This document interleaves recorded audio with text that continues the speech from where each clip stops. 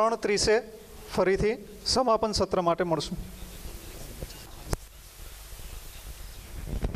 आज के युग में विदेशी पूंजीकरण की बड़ी बात की जा रही है। पीछे भी बड़ी तेज़ी से की गई थी, कांग्रेस का शासन रहा या अपना शासन रहा, बहुत ज़्यादा विदेशी पूंजी की डिमांड की जा रही है। और इसके मामले में सुब्रमण्यम स्वामी ने इलेक्शन से पहले कहा था कि मॉरिशस से कंपनियां बन रही है और पूंजी आ रही है जिसका कोई लेन देन नहीं है। एक ही कमरे में सारी कंपनियां हैं जिसके ऊपर ताला लगा हुआ है। अभी भी ऐसा हो रहा है या उनके पीछे वाली कंपनी के लिए भी कुछ किया गया हमारे यहाँ पे?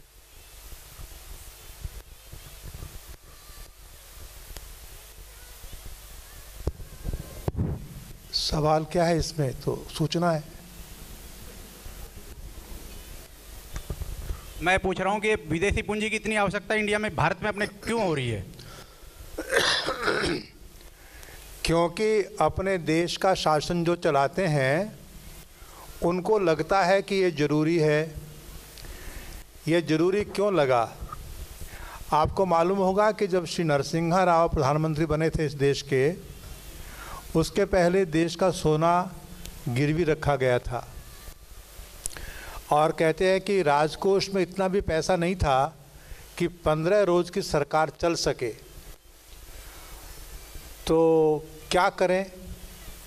देश का राजनीतिक माहौल ऐसा नहीं था कि नरसिम्हा राव जी टेलीविज़न पर आते और देश से कहते कि हम देश के प्रति क्षमा प्रार्थी हैं कि 40 साल जो हमने राज किया उस राज के परिणाम से हमारी हालत अब ऐसी हो गई है दरिद्रता की कि दुनिया का कोई देश हमको उधार देने के लिए तैयार नहीं है और हमारे 40 साल के उत्पादों में ऐसा कोई उत्पाद नहीं है जिसको हम बाहर बेच कर के पैसा प्राप्त कर सकें।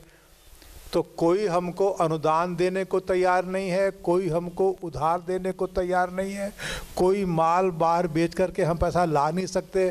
तो अब हम क्षमा चाहते हैं देश से और देश ये स्वीकार करे कि जब 15 रोज़ बाद हम पेट्रोल न मंगा सकें, डीजल न मंगा सकें, तो आप पेट्रोल और डीजल की कमी को सह लीजिएगा और हमको कुछ स्वदेशी रास्ता निकालने दीजिएगा। यदि वो ऐसा कहते तो विपक्ष वाले कहते आप हटिए जी, हमें बैठाइए, हम इंतज़ाम कर देंगे। तो डॉक्टर मनमोहन सिंह ने, श्री नरसिम्हा राव ने डॉक्टर मनमोहन सिंह जो अर्थशास्त्री थे उनको आमंत्रित किया। तो उन्होंने कहा कोई बात नहीं, घर में पैसा नहीं है, कोई बात नहीं, पैसा बाहर से नहीं मिल सकता तो भी कोई बात नहीं, कोई चीज़ बेचने के लिए नहीं है तो भी कोई बात नहीं, तो मैं कुछ ऐसा करूँगा कि डॉलर्स की वर्षा हो जाएगी और आपका जो कोष है वो भर जाएगा पैसों से। चमत्कार वाला काम था ना। और उन्होंने वो चमत्कार किया। उन्होंने चमत्कार किया। सबसे पहला काम ये किया उन्होंने, वे अर्थशास्त्री थे इसलिए उनको मालूम था कि बाज़ार में केवल कमोडिटी ही नहीं बिकती, स्वयं बाजार भी बिकते हैं, देश भी बिक जाते हैं और ये बेचना उनको आता था। इसलिए 1977 में जॉर्ज फर्नांडिस ने जो विदेशी पेय कोका कोला उसको देश से बाहर निकाला था और इस कारण से बहुत से स्वदेशी पेय पैदा हो गए थे हमारे यहाँ। तो मनमोहन सिंह ने सबसे पहला काम यह किया कि 77 में जिनको बाहर निकाला गया था 90s में उनको भारत में फिर से आमंत्रित किया और भारत का शीतल पेयों का मार्केट विदेशियों को बेच दिया। और परिणाम यह हुआ कि जो हमारे देश के अपने कोलाज थे, अजंता, फेंटा, थम्स अप, 77 और बहुत सारे, वे आज सब कहाँ हैं? ये सब समाप्त हो गए। कौन निकल गया उनको? विदेशी पूंजी। किसने मंगाई थी? डॉक्टर मनमोहन सिंह ने। क्यों मंगाई थी? क्योंकि हमारे देश के कोष में पैसा नहीं था। और तब से जो ये क्रम शुरू हुआ ये आज तक जारी है। और यह जो विश्व अर्थव्यवस्था का पैराडाइम है, इस पैराडाइम में इसे अनिवार्य माना जाता है। और आप यदि जाएंगे अमेरिका में तो आप पाएंगे कि उनके यहाँ तो कोई स्वदेशी उत्पाद है ही नहीं। चीन के उत्पाद हैं, भारत के उत्पाद हैं, एशिया के उत्पाद हैं। उनके पास अपने उत्पाद कौन से हैं? तो उनके पास एटम बम है, उनके पास हथियारों के उत्पाद हैं, हथियार बेचते हैं वो लोग। तो इसलिए विकास का आधार भूमि, जन, उस पर जंगल, नदियाँ, ये विकास का आधार नहीं है। विकास का आधार पूंजी है, पैसा है। यह मान्यता होने के कारण देश और दुनिया के सभी अर्थशास्त्री विदेशी पूंजी की अनिवार्यता मानते हैं। अभी जिस पैराडाइम में हम जी रहे हैं उसमें वे लोग इसका विकल्प नहीं देखते।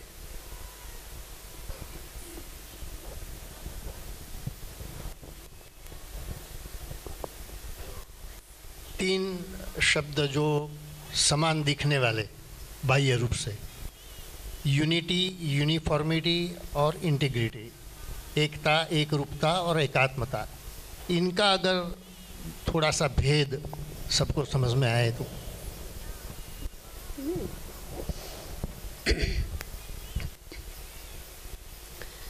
एकात्मता तो सुबह बहुत चर्चा हो गई कि एक ही आत्म तत्व माने अंदर से हम सब एक हैं, उसका एक व्यवहार अलग होता है। यूनिफॉर्मिटी माने बाहर से दिखने वाली एक रूपता, ये अस्वाभाविक है, अप्राकृतिक है, क्योंकि प्रकृति एक ही वृक्ष के दो पत्ते भी एक रूप नहीं बनाती। They are not identical with each other. इसलिए एक रूपता कहना ये अतिशय अवास्तविक, अस्वाभाविक ऐसी कल्पना है। इसलिए यूनिफॉर्मिटी नहीं हो सकती। और यूनिटी, एकता, एकात्मता के बिना एकता नहीं हो सकती। एकता माने एकत्व का भाव होता है कि हम सब एक हैं। तो एकात्मता से एकता का भाव और एकता के भाव के आधार पर एकता का व्यवहार, ये अपेक्षित है। यूनिफॉर्मिटी इसमें अस्वाभाविक रूप से ही बीच में आ जाती है। वो एक बाहरी समानता दिखती है। कभी कभी कोई विशेष अवसर पर इस प्रकार की बाहरी एकरूपता की आवश्यकता पड़ जाती है। जैसे विद्यालयों में गणवेश होते हैं, वो किसी मिलिट्री में गणवेश होते हैं, वो बाहरी एकरूपता कुछ मात्रा में कहीं कहीं पर आवश्यक होती है, परंतु वास्तव में एकात्मता का अधिष्ठान और एकता का व्यवहार और भावना, इस प्रकार की रचना बननी चाहिए, ऐसा मुझे लगता है। मुझे लगता है आपको ज़्यादा मालूम है मेरे से। अभी मैं कहूँगा कि पहले 2 लेक्चर्स में हमने सुना, बहुत बार सुना कि धर्म धर्म ये वर्ड बहुत बार आया। तो संक्षेप में यही कहना चाहूँगा कि पंडित दीनदयाल उपाध्याय ने उसकी बहुत ही अच्छी व्याख्या दी है। उनका जो एकात्म मानववाद पुस्तक है उसमें पेज नंबर 30 पे लास्ट पैराग्राफ में उन्होंने लिखा है कि धर्म यानी वे सनातन नियम जिस पे किसी सत्ता की धारणा की जाए और उन नियमों का पालन करके कोई भी व्यक्ति उन्नति की ओर अपने आप को ले जाए, समाज को ले जाए और राष्ट्र को ले जाए, उसको धर्म कहते हैं। और ये सारे नियम सनातन है और ये नियम परिस्थिति, काल और देश के अनुरूप बदलते रहते हैं। तो हमें अपनी धर्म की परिभाषा जब तक हम बदलेंगे नहीं, तब तक एकात्म हम नहीं हो सकते। ये मैं इसलिए कह रहा हूँ क्योंकि भारत जैसे देश में जहाँ पे जातिवाद, धर्मवाद पूरी तरह से हमारे मूलभूत में घुस चुका है, गलत तरीके से, गलत नहीं है लेकिन गलत तरीके से घुस चुका है, उसको निकालना होगा। ये एक थी बात। दूसरी बात थी कि मैंने 2007 में एक सेमिनार अटेंड किया था। मेरे सर पुरिया सर यहाँ पे बैठे हैं, उन्होंने ऑर्गेनाइज़ किया था, शायद उनको याद नहीं होगा, मैं संत का नाम भूल गया हूँ। उन्होंने कहा था कि भारतवर्ष में हमारा जितना भी ज्ञान है, धर्म ज्ञान है, ट्रू नॉलेज, वो सारा विज्ञान पे है। सिर्फ भारतवर्ष में नहीं, पूरी दुनिया का। So there is no religion without science and there is no science without religion. अगर उसके बाहर आपको कुछ भी मिलता है तो समझिए या तो आप अज्ञानी है, आपको कुछ खोज करना है उसके ऊपर, या तो आप अंधविश्वास पे जा रहे हैं। दूसरी बात हो गई। तीसरी बात मैं ये कहना चाहूँगा, जैसे हमने अर्थशास्त्र पे बहुत सारा सुना देखा, एक पर्सनल एक्सपीरियंस कहूँगा। जब मैं जर्मनी में था, मेरे एक दोस्त को राउटर खरीदना था, हम दोनों मार्केट में गए। तो मार्केट में गए तो अलग अलग तरीके के राउटर देखे। एक राउटर था, सारे फंक्शंस थे, 20 यूरो उसका प्राइस था, उसने 40 यूरो वाला लिया। मैंने जर्मन में उससे पूछा कि तू 20 यूरो क्यों ज़्यादा पे कर रहा है? तो उसने मुझे इशारा कहा, उसने कहा देख ऊपर देख क्या लिखा है। तो उधर लिखा था मेड इन जर्मनी। उसने कहा ये मेरे देश ने बनाया है, मेरे लोगों ने बनाया है, उसका उत्पादन यहाँ हुआ है, चाइना में नहीं हुआ है, किसी और देश में नहीं हुआ है, इसीलिए मैं इसके 20 यूरो ज़्यादा खर्चूंगा। मैंने बोला फिर तेरी पॉकेट मनी से जाएगा? वो बोला वो मैं मैनेज कर लूँगा, मैं 2 पार्टी कम कर लूँगा। तो ये हमें सीखना है, क्योंकि यहाँ पे बहुत सारे लोग हो गए 80% 90% जो आईफोन के पीछे, सैमसंग के पीछे भागते दौड़ते हैं। तीसरा चौथा सॉरी माय मिस्टेक, एक हाँ संस्कृति के बारे में कहा गया था, यूरोपियन संस्कृति, वहाँ की थिंकिंग, यहाँ की थिंकिंग। तो दूसरा एक रियल एक्सपीरियंस था, मैं लंदन में था, मेरे साथ जो काम कर रही थी बूढ़ी औरत, बहुत ही जैसे माँ जैसे ख्याल रखती ऐसे मेरा ख्याल रखती थी। लेकिन एक बार उन्होंने कहा कि ये देखो दूसरे डिपार्टमेंट में जॉन जो काम कर रहा है वो अपने माता पिता के साथ रहता है। मैंने बोला व्हाट्स रॉन्ग इन इट, गलत क्या है उसमें? वो बोला वो 40 साल का हो गया, माता पिता के साथ रहता है। मैंने गलत क्या है? फिर वो बोली हाँ तू इंडियन है ना, तुम्हारी संस्कृति में तुम्हारे कल्चर में इट्स नॉर्मल। अब उस वक्त मेरे पास ऐसी कोई चीज़ नहीं थी कि मैं उसको समझा सकूं कि ये जो संस्कृति है वो सनातन है, कि हम जो फॉलो करते हैं वो अगर आप फॉलो करोगे तो भी खुश हो जाओगे। फिर 2-3 महीने बाद फेसबुक पे मुझे एक ऐसी पिक्चर आई जो उसके सवाल का जवाब था, मैंने उनको दिखाई। पिक्चर ऐसी थी कि एक छोटा बच्चा था, छोटा बच्चा हाँ थोड़ा संक्षिप्त कीजिए। हो गया 30 सेकेंड। छोटे बच्चा जब खेल के आता है तो उसके पैर धोती है माँ, और दूसरा पिक्चर उसी के नीचे था, जब माँ बूढ़ी हो जाती है 80 साल की होती है, उसके पैर वो बच्चा धोता है। मैंने वो बताया उसको, उसका नाम आइलिन था। मैंने बोला ये हमारी संस्कृति है, that is why we live with our parents. Literally उसकी आंख में आंसू आ गए थे, क्योंकि वो बूढ़ा आश्रम में रहती थी, उसके बेटों ने उसको निकाल दिया था। ठीक, धन्यवाद। आगे।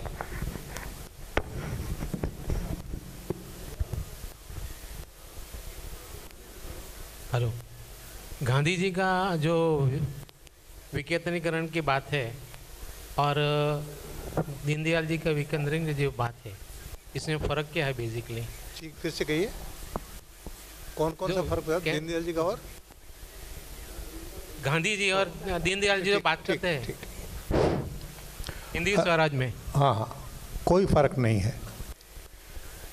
जितने भारतीय चिंतक हैं भिन्न भिन्न शब्दों में भिन्न भिन्न प्राथमिकताओं से बात करते हैं, पर ये सब बात विकेंद्रीकरण की ही करते हैं। चाहे महात्मा गांधी हो, चाहे दीनदयाल जी हो, चाहे डॉक्टर राम मनोहर लोहिया हो, चाहे चौधरी चरण सिंह हो। ये नाम क्यों लिए मैंने? ये नाम मैंने इसलिए लिए कि ये आज़ादी के बाद में भारत की राजनीति के महत्वपूर्ण लोग हैं। ये सब महत्वपूर्ण होने के बावजूद कुछ कर तो नहीं पाए। क्यों नहीं कर पाए? क्योंकि वे ये जो आज का वेस्टर्न पैराडाइम है, उस वेस्टर्न पैराडाइम के समर्थक नहीं थे, खिलाफ थे। पर उनको इसी पैराडाइम में काम करना था, इसी में काम करना था। तो इसमें यदि काम करना आपको, इसमें यदि काम करना है आपको, तो दिल्ली में बैठ करके सारे देश का बजट बनाना पड़ेगा। कौन से गांव में सड़क कहाँ बने, कुआं कहाँ बने, ये वहीं बनाना पड़ेगा। ये सिस्टम सेंट्रलाइज्ड है, इसलिए उसमें कोई इंडिविजुअल आकर के डिसेंट्रलाइज कर देगा, ये मुश्किल है। इसलिए अभी तो स्थिति ऐसी है कि सेंट्रली ऐसी योजना बने जो डिसेंट्रलाइज को मानने वाली हो। वास्तव में जितने महापुरुष हुए भारत के, वो सब इसमें एक मत है। वर्तमान समय में जो भी समस्याएं हैं उनको देख के लगता है कि जो शिक्षण पद्धति है उसका भारतीयकरण हो जाएगा तो ये सारे सॉल्यूशन हमें जल्दी मिलेंगे। तो वो कब होगा या फिर हम क्या करें, कैसे करें जिससे वो जल्दी हो?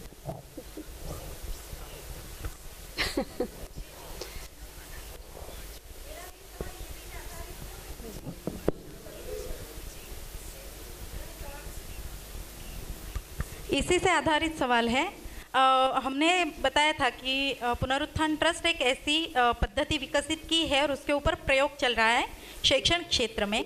तो मुझे सवाल ये है कि ये प्रयोग हम कब तक प्रायोगिक स्तर पर रखने वाले हैं और इसका आगे का इम्प्लीमेंटेशन कब करने वाले हैं। और दूसरा कि अगर हम में से कोई इस पर प्रयोग करना चाहता है तो हम उसके लिए किस प्रकार की मदद दे सकते हैं। विपरीत प्रकार की शिक्षा में और विपरीत दिशा में इतना दूर तक निकल गए हैं और इतने व्यापक रूप से उसमें फंस गए हैं कि एकदम से इसमें कुछ होने वाला नहीं है। इसलिए आज के आज कुछ होगा यह संभव नहीं है। एक दीर्घकालीन निरंतर रूप से कुछ योजना बनाकर साहसिक लोगों ने प्रयोग करने की आवश्यकता है। जैसा माननीय अनिरुद्ध जी ने बताया था, पुनरुत्थान विद्यापीठ इसका एक प्रयोग केंद्र है और एकात्म मानव दर्शन के आधार पर प्राथमिक शिक्षा के, आज जिसको पूर्व प्राथमिक कहते हैं उससे भी पूर्व परिवार में जो गर्भ संस्कार और संगोपन होता है वहाँ तक, मैंने एक 14 वर्ष की आयु तक के पाठ्यक्रम तो बनाए हैं, उसके लिए पुस्तकें भी बनाई हैं, परंतु गुजरात के 7 विद्यालयों में ही इसका प्रयोग हो रहा है। आपका सूरत उसमें एक है। आप उसको देखना चाहते हैं तो उस विद्यालय के लोग भी यहाँ उपस्थित हैं। परंतु यहाँ जैसे अदिति ने बताया, ये केवल प्रयोग हैं, हम इसको व्यापक बनाना नहीं चाहते हैं क्योंकि पर्यायी पाठ्यक्रम तैयार करने पड़ेंगे, पर्यायी पुस्तकें तैयार करनी पड़ेंगी, इसके लिए अध्ययन करना पड़ेगा। भारतीय अर्थशास्त्र होना चाहिए, इसकी चाह रखना, इच्छा रखना, ये एक बात है, और प्राथमिक विद्यालय से लेकर महाविद्यालय तक इस अर्थशास्त्र को पढ़ाने की योजना करना ये दूसरी बात है। इसलिए अध्ययन, अनुसंधान, पाठ्यक्रम निर्माण करना, उसके लिए पुस्तकें निर्माण करना और वो पढ़ाने वाले शिक्षक अध्यापक भी अपने पास होना, इसके लिए निरंतर रूप से कुछ न कुछ प्रयास करने पड़ेंगे। पुनरुत्थान विद्यापीठ ने इसकी निरंतर काम करने की योजना भी बनाई है। यह योजना 60 वर्षों की है। मैं उस योजना के विस्तार में तो नहीं जाऊंगी। 60 वर्षों में 50 वर्ष के बाद इस प्रकार के विद्यालय व्यापक रूप में चल सकते हैं। आज हमारे जो शैक्षिक संगठन है, कम से कम उनमें तो यही चलेगा। हमने भी उसको समग्र विकास ही नाम दिया है और शेष विद्यालयों में भी इसी प्रकार का चलेगा। केवल मेरा कहना है दीर्घकालीन योजना और व्यापकता का संदर्भ और मूलगत अपने बेसिक्स का अधिष्ठान, ये 3 बातें लेकर ये प्रयोग चल रहा है। अभी के अभी जिसको इसमें कुछ चाहिए या जुड़ना है वो अध्ययन की प्रक्रिया में शामिल हो जाए। जो भी जिसको जितना चाहिए उतना लेकर अपने अपने हिसाब से उसको लागू करे। पुनरुत्थान विद्यापीठ उसको ओन नहीं करेगा क्योंकि अभी विद्यालय चलाना ये उद्देश्य नहीं है। सभी विद्यालय इसी धरती पर चल सके, इसके लिए अनुकूल परिस्थिति निर्माण करना ये प्राथमिक आवश्यकता है। नहीं तो अच्छा विद्यालय तो देश के किसी कोने में एक बहुत अच्छे से अच्छा चल ही सकता है। आज असंख्य प्रयास ऐसे हो ही रहे हैं, असंख्य प्रयास होने के बावजूद देश की मुख्य धारा तो अभी मैकॉले पर ही चल रही हैं। और अभी पैराडिम की बात की, वो पैराडिम तो वही का वही है। और हम सब लोग देशभक्त लोग, राष्ट्र के प्रति समर्पित लोग इसी व्यवस्था में अपने बच्चों को पढ़ाना चाहते ही हैं। एक भी हम साहस नहीं कर सकते कि इसके बाहर आकर हम कोई स्वतंत्र व्यवस्था में पढ़ाएं।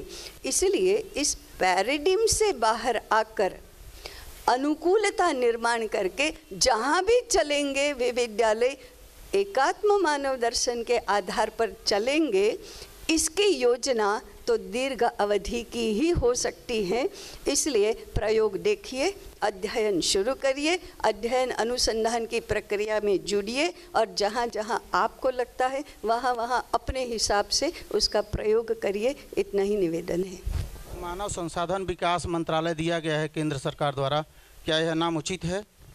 मानव संसाधन है तो मानव संसाधन करके ह्यूमन रिसोर्स मैनेजमेंट भी तो चलता ही है और सारा मैनेज ही कर रहे हैं हम सब लोग एक दूसरे को। और जिसको जिसको हो सके उसको मैनेज कर लेने में तो होशियारी समझते हैं।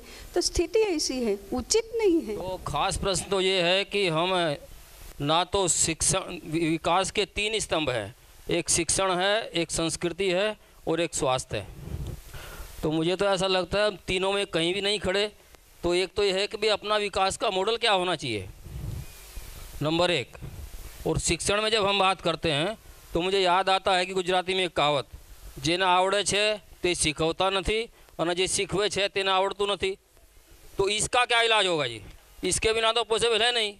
और दूसरी बात जो लास्ट में कहूँगा, एक ईस्ट इंडिया कंपनी 200 साल गुलाम करके चली गई। हाँ, वो कहावत है कुछ कि भाई बर्बाद गुलिस्ता करने को जब एक ही उल्लू काफ़ी है, हर डाल पे उल्लू बैठेगा, बर्बाद गुलिस्ता क्या हो? प्रश्न छोटे रूप में पूछिए। सर प्रश्न बिल्कुल छोटा है, ये कि हमारा विकास का मॉडल क्या होना चाहिए? विकास करना चाहते हैं, आपको मालूम है विकास किया नहीं जाता है, विकास तो होता है।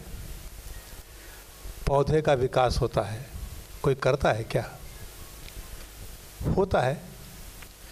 इसलिए आपने जो कहा वही मॉडल चाहिए, शिक्षा, संस्कृति और स्वास्थ्य। जिस मॉडल के ये तीनों हिस्से हों, इस खाद पानी से जो आपके बीज में है वो ठीक से उगेगा। विवेकानंद जी ने कहा है ना कि वह पूर्णता जो मनुष्य में पहले से विद्यमान है उसको प्रकट करने का माध्यम है शिक्षा। उसके लिए जो अभिताई ने कहा वह काम करना शुरू करना चाहिए, यानी अध्ययन, अनुसंधान और प्रयोग।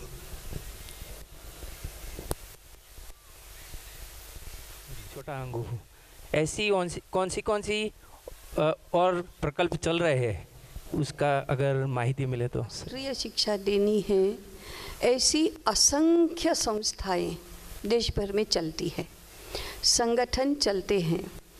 संघ के नहीं है ऐसे संगठन और संस्थाएं भी चलती हैं, बहुत सारी चलती हैं। उनमें एक समान सूत्रता लाने की आवश्यकता है। वो कम ज़्यादा मात्रा में स्पष्ट आवश्यकता देखकर नहीं चलती है, उनको स्पष्ट अधिष्ठान पर खड़ा करना चाहिए। तो इस प्रकार का प्रयास करने से वो हो सकता है। इसलिए संस्थाएं तो असंख्य चलती हैं, अपने अपने तरीके से लोग बहुत कर रहे हैं, तभी तो ये सारा अभी भी टिका है। नहीं तो जो हम कर रहे हैं अधिकृत पैराडिम लेकर, वो तो विनाश की ओर जा रहे हैं। उसमें से पकड़कर किसने रखा है, बचाकर किसने रखा है? ये सारे प्रयोग चल रहे हैं, प्रयास चल रहे, उन्हीं ने रखा है।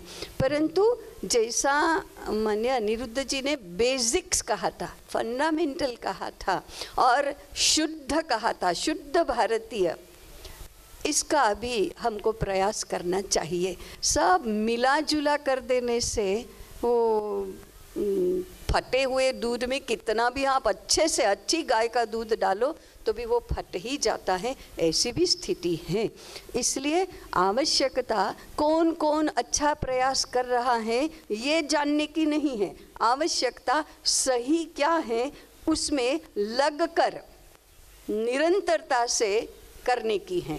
आप अगर विद्या भारती के छोटे से या बड़े से अंश हैं तो अध्ययन शुरू करो, अनुसंधान शुरू करो, और आप जहाँ हैं वहाँ प्रयोग शुरू करो, और दुनिया क्या करती है भूल जाओ। को लेकर है मैं विज्ञान का विद्यार्थी हूँ और मेरा अपना शौक़ आर्थिक क्षेत्र से हो, सामाजिक क्षेत्र से हो या विज्ञान क्षेत्र से हो, उसमें कार्यरत जो संशोधक है, जो संशोधन का कार्य करते हैं, उनसे मिलने का होता है और उनके साथ उठते बैठते काफ़ी चर्चाएं होती है और उसमें मैं कुछ प्रश्न उन्हें स्वाभाविक पूछता हूँ कि भाई आपका जो ये विषय है तो उसका प्रॉब्लम क्या है, क्योंकि प्रॉब्लम को लेकर ही हर कार्य रिसर्च में प्रारंभित होता है। तो वे प्रॉब्लम कहते हैं, फिर मैं कहता हूँ इस प्रॉब्लम को लेकर आप कितने साल काम किए हैं, तो कुछ कहते हैं 3 साल करते हैं, 4 साल कहते हैं, कोई 5 साल, कोई 7 साल कहता है। फिर क्या हुआ, फिर कहते हैं हमें डिग्री मिल गई, यानी पीएचडी की।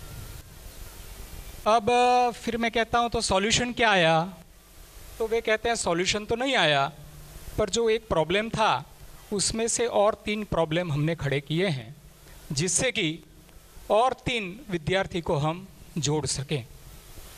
तो इस तरह के एक अननोइंगली हुआ जो सर्वे है उसमें एक बात ऐसी स्पष्ट हुई कि जिस व्यवस्था में हम पिछले 65 साल से ऑफिशियली हैं, उस व्यवस्था का जो फंडामेंटल है वह तो स्पष्ट है कि भाई अव्यवस्था खड़ी करने वाली यह सुचारू व्यवस्था है। जो इसमें ज़्यादा प्रदान कर पाएगा कृपया वह इंटेलेक्चुअल है। प्रश्न जल्दी। हाँ, ये प्रश्न पर ही है। तो मुझे ये बताइए कि यहाँ फंडामेंटल्स पर कैसे आया जाए। ऐसे है कि हम पश्चिम का अंधानुकरण करते करते हमारा जो स्वयं का है उसको भूल गए हैं। 2-4 उदाहरण देता हूँ, फिर फंडामेंटल्स मुझे जो कहने हैं वो शायद आपको मैं बता सकूँगा। एक बात ऐसी है कि उपभोग ही जीवन का एक प्रमुख अंग बन गया है, ये वास्तविकता है। उसका मैंने उल्लेख किया था, लेकिन महेश जी के भाषण में स्पष्टीकरण भी अच्छा आया है। हमारा फंडामेंटल ऐसा है कि उपभोग आवश्यक ही हो जितना उतना ही करे, अन्यथा तेन त्यक्तेन भुंजीता। त्याग, क्योंकि बाकी समाज की भी आवश्यकता है। हम समाज में रहते हैं तो हम अकेले नहीं रहते। ये एक उदाहरण मैंने कहा। दूसरा उदाहरण मैंने कहा कि विवाह संस्थाओं में आने वाले सारे परिवर्तन जो है, तो हमारे यहाँ विवाह कोई एक करार नहीं है, कोई एक कॉन्ट्रैक्ट नहीं है, वो एक स्वाभाविक है। पश्चिम में इस प्रकार का होता नहीं है। आजकल उस प्रकार के सारे विषय भारतीय समाज में भी होने लगे हैं। मैं उदाहरण नहीं दिया, लेकिन अब उदाहरण देता हूँ। सरोगसी मदर, ये एक बहुत ही जलद गति से चलने वाला विषय है। हमने कभी देखा नहीं था। मैंने 2-4 शहरों में बड़े बड़े बोर्ड्स डॉक्टर्स के हॉस्पिटल्स के बाहर देखे। मैं क्षमा करके, लेकिन सारे मैच्योर्ड लोग हैं। फर्टिलिटी के सारे बीज होते हुए भी सरोगसी मदर का आधार लिया जाता है। सरोगसी मदर में कमर्शियल सरोगसी होती है।